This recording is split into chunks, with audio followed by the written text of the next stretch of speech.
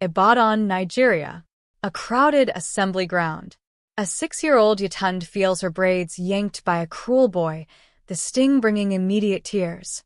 Before she can react, a whirlwind named Folisade appears. Without a word, she empties an entire water bottle over the boy's head with calm, terrifying efficiency. In that single moment, a sisterhood is forged in fire and water.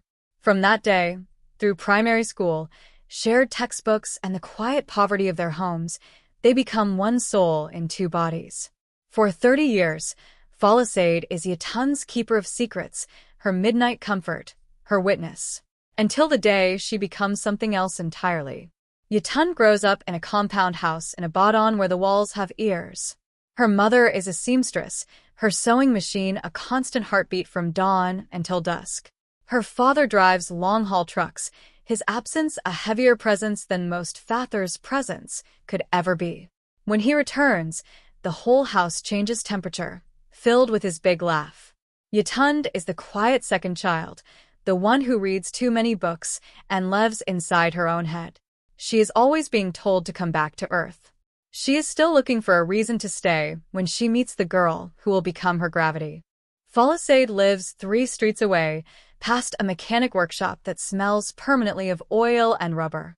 On the first day of primary school, Yetunde is terrified. A boy, his face already forgotten but his cruelty remembered, pulls her braids hard on the assembly ground. It is the kind of pull that brings immediate, shameful tears. Yetunde freezes, the world blurring. She does not know how to fight back. She has not yet learned the language of defense. She only knows how to endure. Before Yetunde can even turn around, a girl she has never seen marches into her line of sight. Folisade. She is not tall, but in that moment she seems to fill the sky. Without a word, without a warning, she appends an entire bottle of water directly onto the boy's head. Not a splash. The full bottle. He screams in shock. Folisade looks at him with complete and utter disinterest, as if he were a stain on a shoe.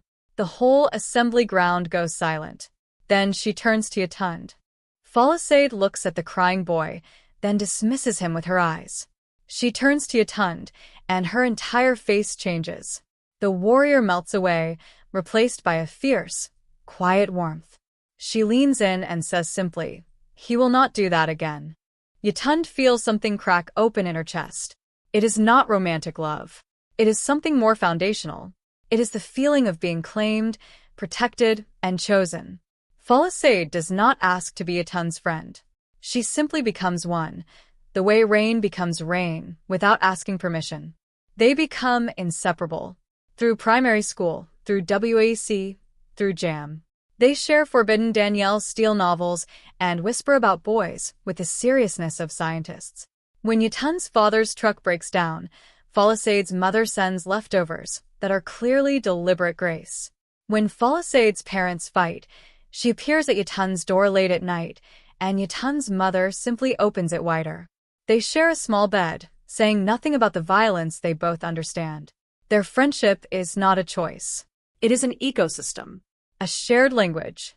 A survival mechanism disguised as joy. Years later, at the University of Ibadan, Yetunde meets Afolabi. He is a quiet engineering student who explains bridges with the animated passion of a true believer. Folisade gives her immediate, screaming approval, instituting the famous K-rule. Their courtship spans 3 years of long-distance bus rides and nightly phone calls. When Afolabi proposes, it is quiet, intimate, utterly perfect. At the wedding, Folisade is the maid of honor. She cries before the bride. She holds the bouquet. She gives a toast that makes grown men weep. It is the happiest day of Yetunde's life. She has no idea she is standing at the altar with the woman who will one day take her place. In their final year, at a small restaurant near the campus gate, Yetunde meets Afolabi. He is tall, quiet, with a seriousness people mistake for arrogance. He sits beside her and spends an hour explaining the structural logic of bridges. His hands move like punctuation, animated and alive. Yetunde pretends to follow the science, but she is actually watching his hands. He asks for her number simply, without performance. She walks to Falisade's room that night, sits on her bed, and tells her everything. Falisade screams. She declares him perfect based on his use of full sentences. Afolabi meets Falisade 2 months later over Suya, near the university gate. Falisade interrogates him with impossible hypotheticals. You are in an elevator with the most powerful man in Nigeria for 30 seconds. What do you say? She watches his answer like a doctor taking a reading. He passes. That night, walking back, Falisade gives Yetunde her verdict. He is a good man. A serious one. He isn't trying to impress you. He is just being himself. That kind is the rarest. Hold on to him, Yetunde. Do not let that one go. 3 years of long distance. Lagos to Ibadan. Bus rides on roads that never feel short enough. Phone calls every single night, even when they're exhausted. Arguments about small things, about loneliness, about whose turn it is to make the effort. But Afolabi does not hold grudges. He resolves a thing, and leaves it resolved. Yetunde, who circles her pain, admires this. When he proposes, it is not a production, just a table by a window, a ring placed between their plates. I want to build everything with you, he says. She says yes before he finishes. The wedding is a Saturday in December.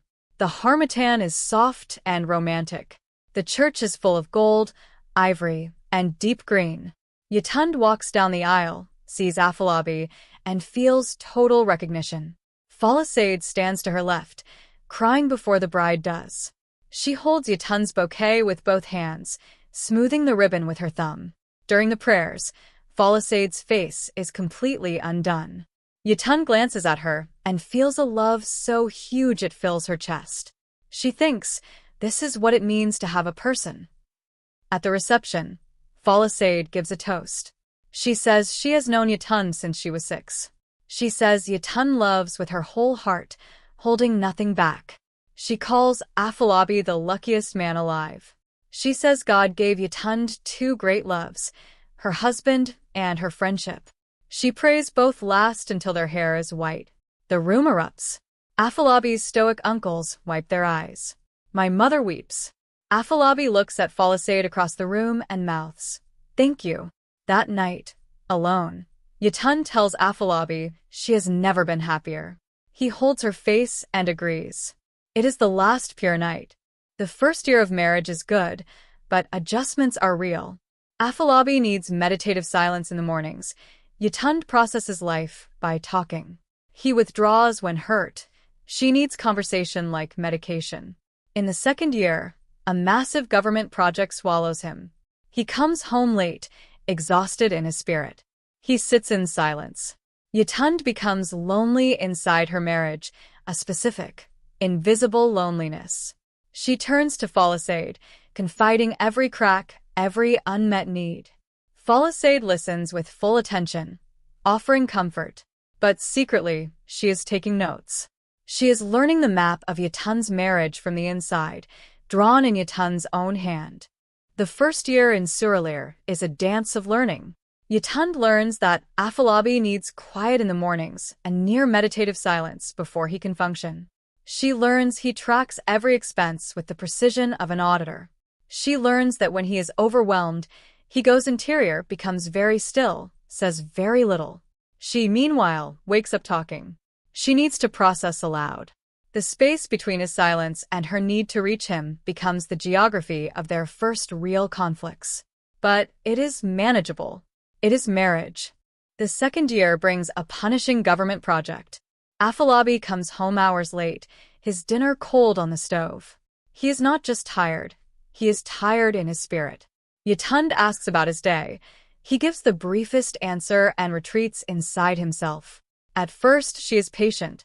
She tells herself it is temporary. But patience without acknowledgement eventually becomes a desert. Loneliness inside a marriage is different from being alone. You are technically surrounded, but completely unreached. You are invisible in your own bed. Yetunde calls Falisade. She tells her everything. The long silences. The evenings spent staring at the ceiling. The feeling of disappearing in her own marriage. She admits this with shame. Falisade listens with her full attention, her eyes steady. She tells Yetunde that every marriage has dry seasons, that this is normal, survivable. Fight for your marriage, Yetunde, she says. Not against him for it. Yetunde follows this advice. She plans evenings. She writes him a handwritten letter. He holds her in the kitchen. It feels like progress. Signs appear. A family gathering in Lekki. Yetunde notices Afolabi laughing easily with Folasade in a way he hasn't laughed with her in months. She tucks the noticing away. Later, she sees a message on his phone from Folasade. Just checking in. Want to make sure you are eating. Simple. Warm. But Folasade hadn't told Yetunde she was messaging him separately. Yetunde puts the phone down.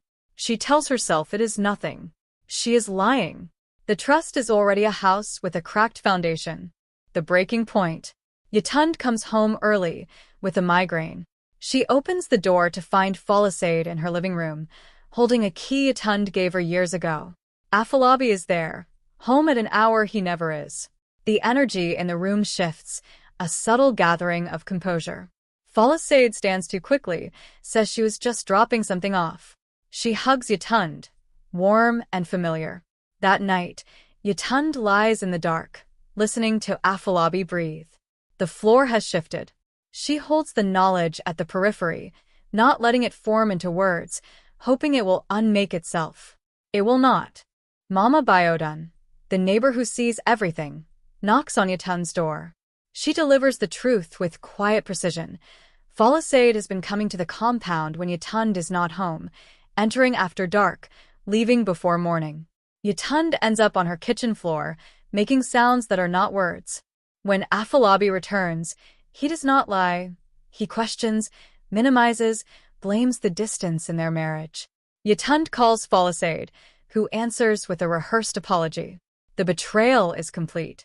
The woman who held her bouquet has been practicing this conversation for months. Yetunde grieves not just a husband, but 30 years of friendship. The specific comfort of being known from childhood is gone forever. Mama Biodun is a retired civil servant, stout and deliberate. She has lived in the compound longer than anyone.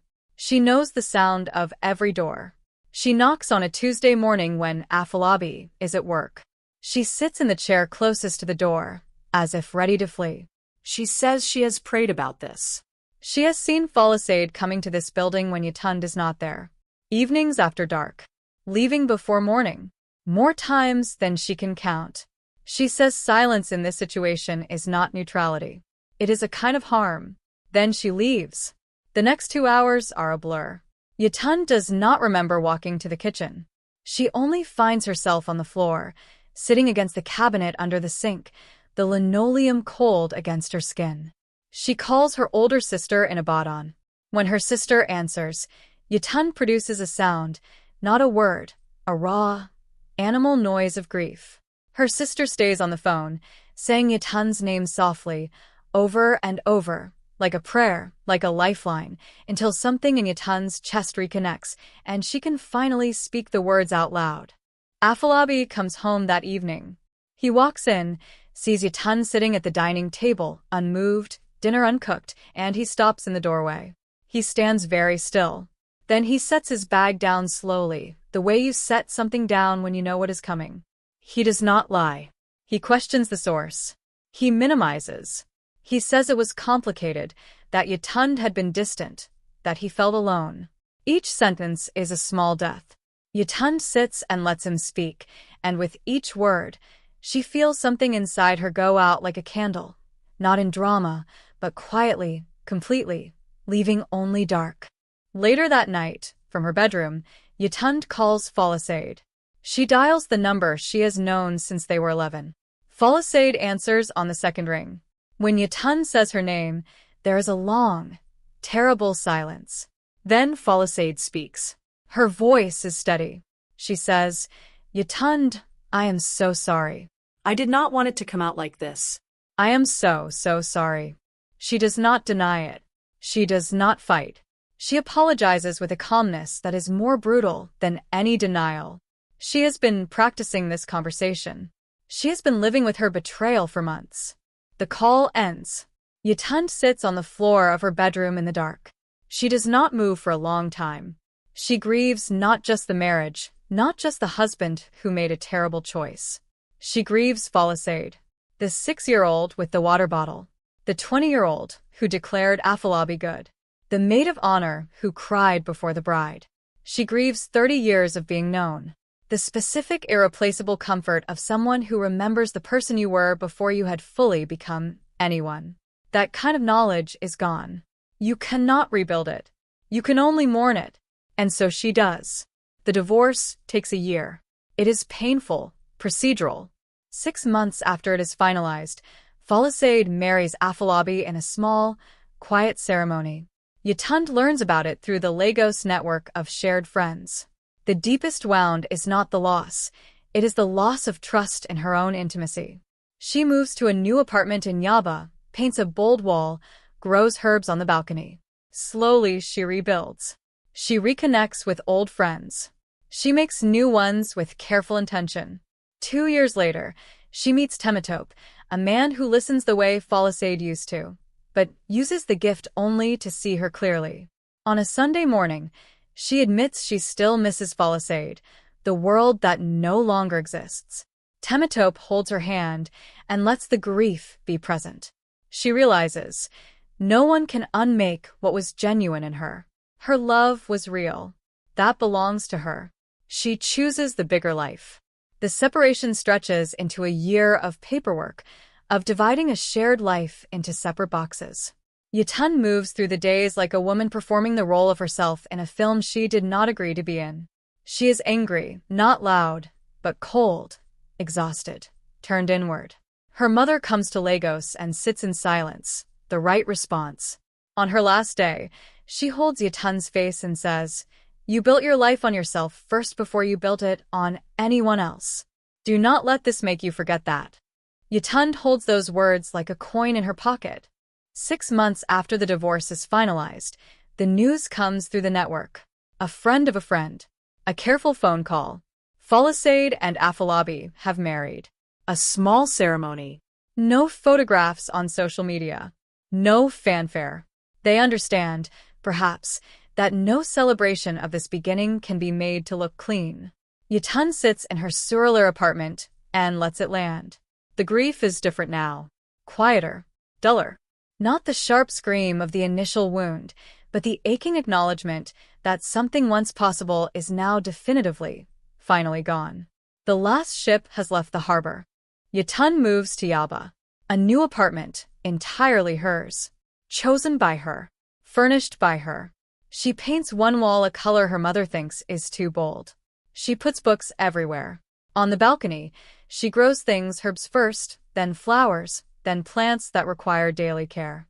She learns the patience of keeping something alive through small, consistent acts. She calls her mother on weekends for recipes she grew up eating but never learned to make. Rediscovering the pleasure of creating something from scratch. She is not healed, but she is building. 2 years later, she meets Temitope. He knows her history before they become anything. He asks about it directly, not with prurient curiosity, but with genuine respect. He says, "I am not afraid of it." When she eventually tells him everything, he listens with full attention, steady, unhurried. He has the same gift Falassade had, the ability to truly hear another person. But he uses it only to see Yetunde more clearly. The gift is not the danger. The danger is in the person who wields it. This knowledge is hard-won. On a Sunday morning on her balcony, surrounded by her thriving plants, Temitope asks if she ever misses Falassade. Yetunde is silent for a long moment. Then she says yes. She misses the world that no longer exists. The world where Falassade was who she believed her to be. She misses being known by someone since age 6. That world was beautiful. She lived in it for 30 years. Temitope does not try to fix it. He does not offer a neater feeling. He simply holds her hand and lets the grief be present between them. Yetunde realizes her love was real. The joy was real. None of it became false because of what came after. She walks down that aisle in good faith. That belongs to her. She chooses still, after everything, the bigger life.